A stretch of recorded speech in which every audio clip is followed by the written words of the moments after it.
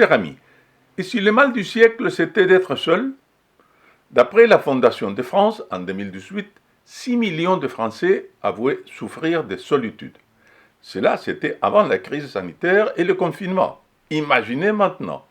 Il ne faut pas être grand clair pour comprendre que la pandémie a certainement empiré les choses.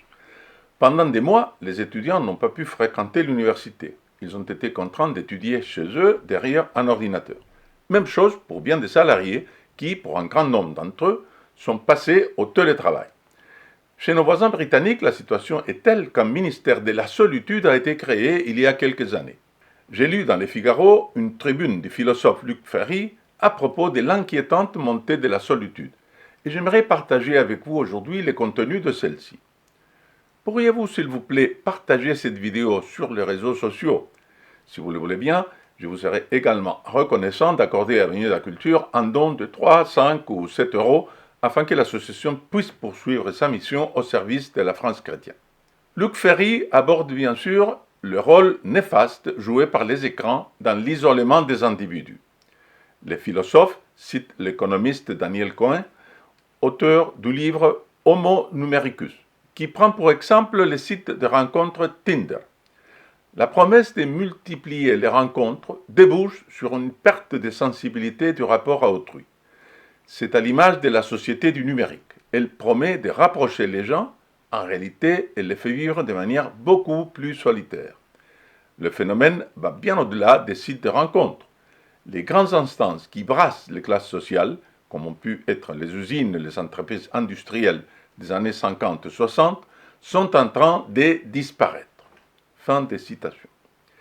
Luc Ferry livre sa propre analyse de la situation. Il déplore, je cite, l'impact clairement négatif de l'érosion des lieux de rencontre en présentiel sur la montée du sentiment de solitude.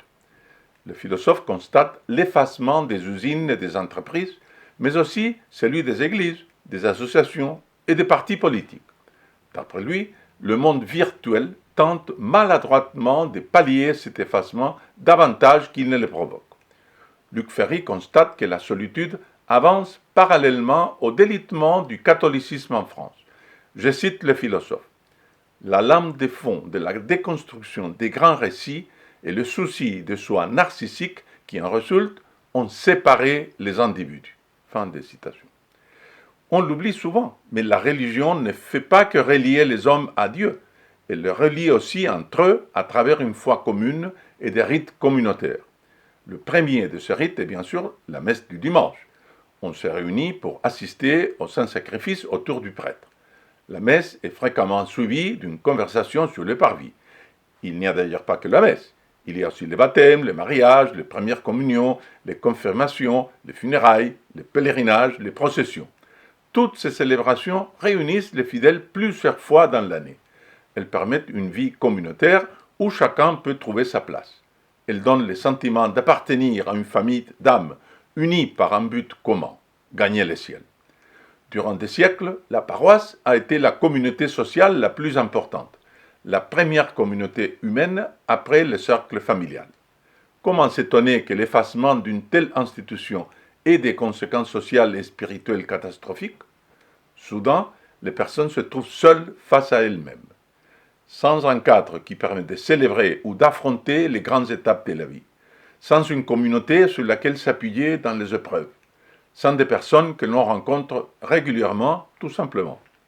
L'effacement du christianisme n'est donc pas seulement un effacement de la foi, c'est aussi un effacement de la charité dont les conséquences se font sentir dans tout le corps social. Durant des siècles, la paroisse a été la communauté sociale la plus importante, la première communauté humaine après le cercle familial.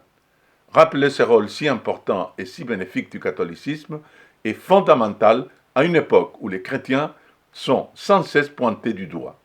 Voilà pourquoi je vous demande de bien vouloir m'aider à diffuser cette vidéo sur les réseaux sociaux.